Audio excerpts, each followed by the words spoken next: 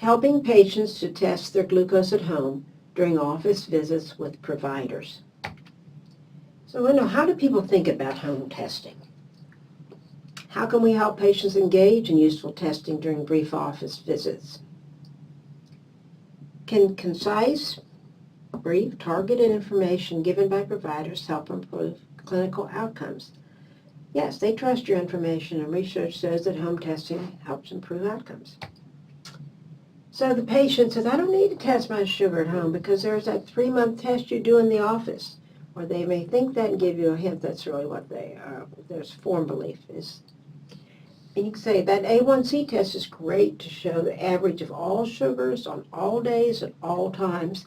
But home testing gives us immediate information and tells us exactly what to do to improve things. We know that self-monitoring is not well utilized, and patients will often think they are all high. I get depressed looking at those numbers. Why would I keep doing something that doesn't help? Just makes me feel bad.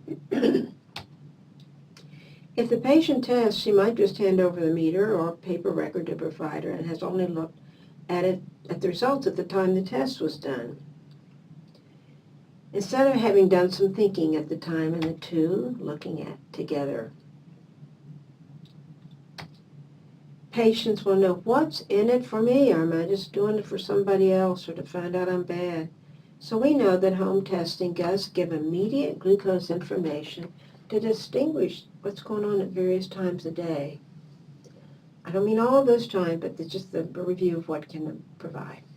We'd like for it to be viewed by patients as an experiment, a lab in my kitchen, the goal of which is to discover how the body responds to a variety of factors.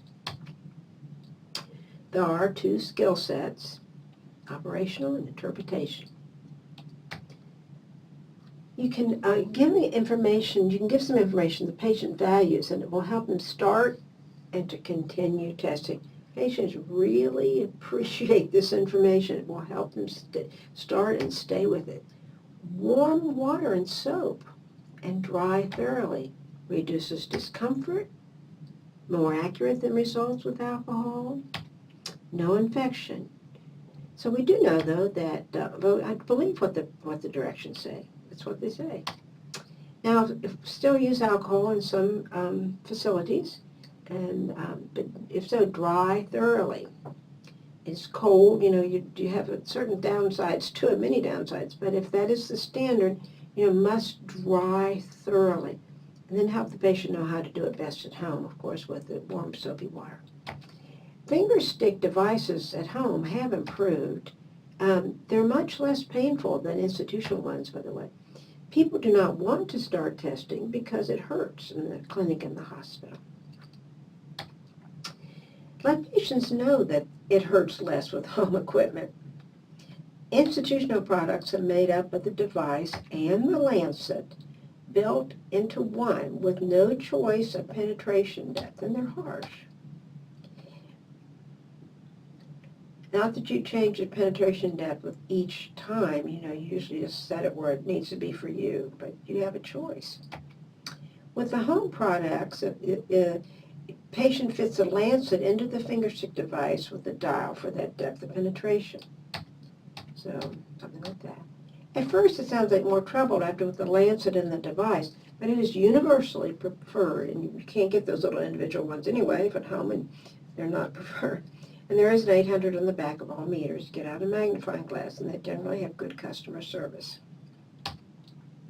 We want to build fidelity with testing. You treat it as data gathering, when the goal is to find out how the body responds.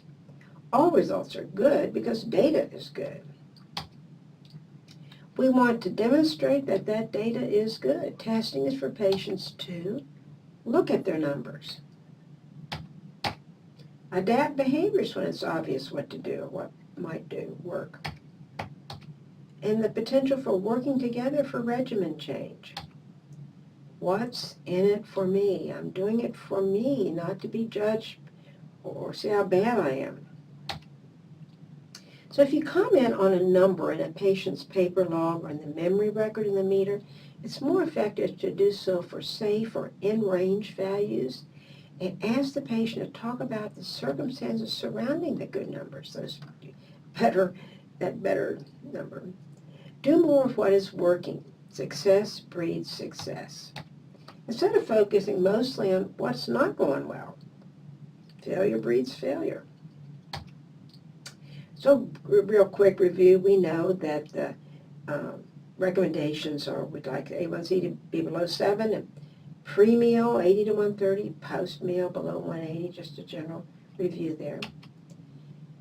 But the data is to be kept in a way that it's useful for self and professional analysis, then for behavior change and regimen change. So the clock, somebody's got to be set on the meter, or else they just flop up there at weird times and when you try to review them.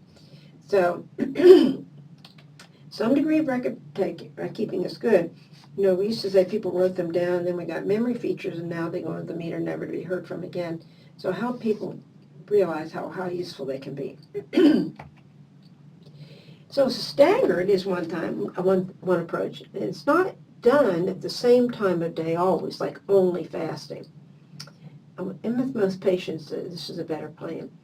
Example, once a day before different meals on various days.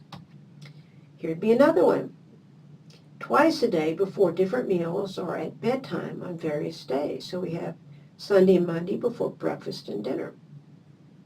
Tuesday and Wednesday before lunch and bedtime, and so on.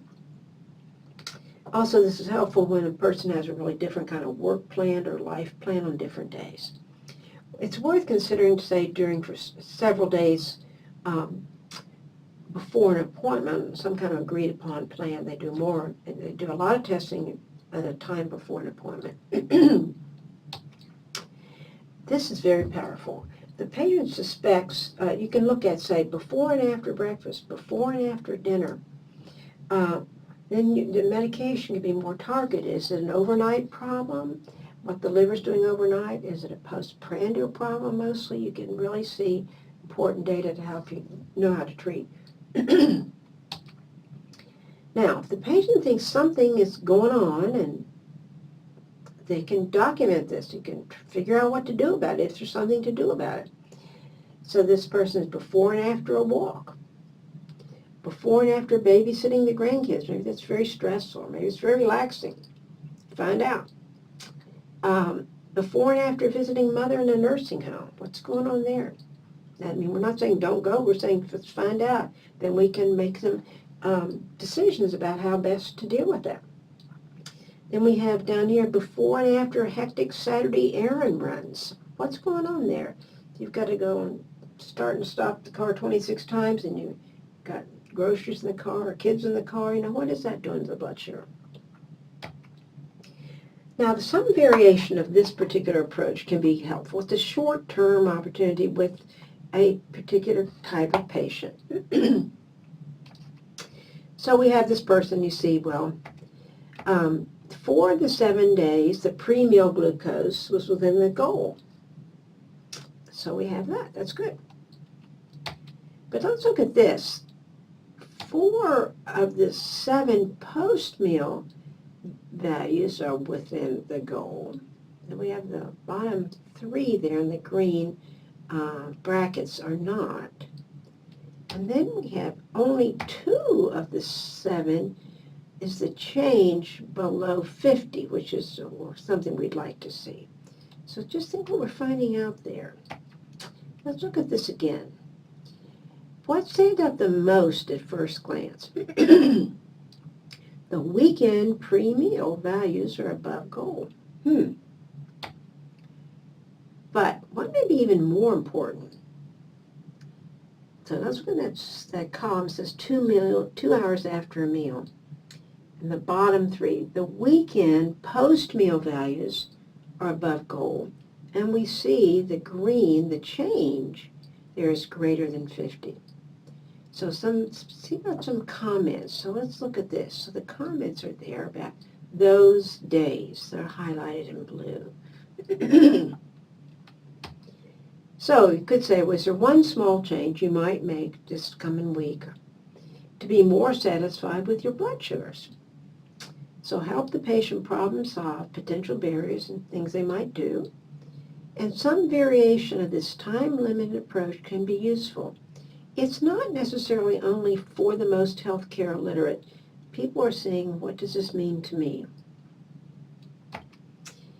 Now, we want to discourage random testing because it will displace meaningful testing. Both's not going to happen. So when the person says, I test every now and then when I think about it. My daughter makes me test when she comes over to my house. I test immediately after putting my fork down after eating a piece of cake. Not going to tell much. We do want to help patients problem solve, and we're role modeling the process of problem solving in everything we do. You don't just say take a different medication, you tell them why. But this goes on and into a lot of your communication. Patients are on their own to make hundreds of daily decisions a day via problem solving. So you want to point out that they problem solve every day about many things. We all do. With diabetes, there's more. Help them become skilled using the problem solving process.